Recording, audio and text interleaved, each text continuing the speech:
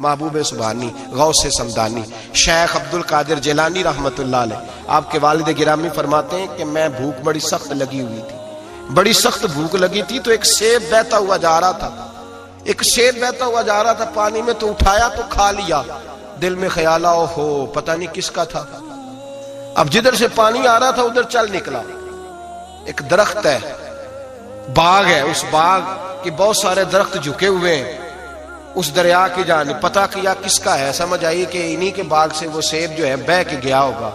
کہتے ہیں مالک کے پاس گیا، میں نے جا کے کہا بزرگو، بڑے نیک آدمی تھے،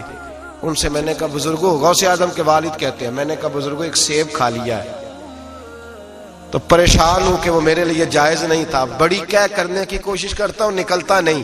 مہربانی ہو جائے۔ انہوں نے کہا میں نہیں معاف کرتا، میرا سیب کیوں کھایا، حالانکہ جاتی ہوئی شے ویسے ہی جائز ہے، کیوں تو نے کھایا، میں نہیں معاف کرتا۔ تو کو بابا جی قیمت لے لو، بخش دو۔ بابا جی کہنے لگے چل کچھ دن رہ، میرے کھیتوں کو پانی لگا۔ سید زادے، چڑھتی جوانی، خوبصورت ماتھا، خوبصورت چہرہ، نور دور دور سے چھلک کے پڑے، سادات کے گھرانے کا سجا ہوا نوجوان، کئی پکڑ کے کدال پکڑ کے بابا جی کے کھیتوں کو باغ کو پانی لگاتے۔ کچھ مہینے رہے تو بابا جی سے کہنے لگے بابا معافی، کہنے لگے نہیں مل سکتی۔ کہ کس طرح ملے گی، کہنے لگے ایک بیٹی ہے میری، آنکھوں سے اندھی ہے، کانوں سے بہری ہے، زبان سے گنگی ہے، ٹانگیں بھی کوئی نہیں دونوں، بس سانسیں چلتی ہیں، تو شادی کرے تو معاف کر دیتا ہوں۔ حضرت غوث پاک کے والد گرامی کہنے لگے مجھے قبول ہے، میرے اندر جو رزق چلا گیا اس کو پاک کرنا ہے، کہیں وجود جہنم کہیں دھن بن جائے، میری تو نورانیت چلی جائے گی ساری اگر میں اس طرح کا، مجھے قبول ہے۔ نکاح ہو گیا۔ کہتے ہیں جب حجلہ عروسی میں داخل ہوا، رات کمرے میں گیا تو میں نے آنکھوں سے دیکھنے والی، کانوں سے سننے والی اور حور سے ملتی جلتی ایک خوبصورت عورت بیٹھی دیکھی۔ میں پلٹ کے باہر نکلا دوڑ کے، میں نے کہا بابا میرے والی نہیں، وہ تو اندھی تھی، وہ اندھی تھی، وہ بہری تھی، گونگی تھی، یہ کون ہے؟ حضور غوث اعظم رضی اللہ تعالیٰ عنہ کے نانا جی کہنے لگے بیٹے اندھی اس لیے کہا تھا کہ جب سے پیدا ہوئی ہے اس نے غیر محرم کا چہرہ نہیں دیکھا، گونگی اس لیے اس کو کہا ہے کہ اس کی زبان پہ نہ غیبت آئی نہ چغلی آئی، میں پیار کرنے والا باپ ہوں پر اس نے کبھی مطالبہ میرے ساتھ بھی کوئی نہیں کیا، اس کی زبان پہ یا خدا کا ذکر رہتا ہے یا محمد عربی کا درود رہتا ہے، اس کے علاوہ بولتی نہیں ہے لہذا گونگی ہے۔ اور فرمایا کوئی غیبت کرنے لگے، چغلی کرنے لگے، جھوٹ بولنے لگے تو اٹھ کے چلی جاتی ہے، سنتی نہیں، لہذا بہری بھی ہے، اور چونکہ کبھی گھر سے باہر پیر ہی نہیں رکھا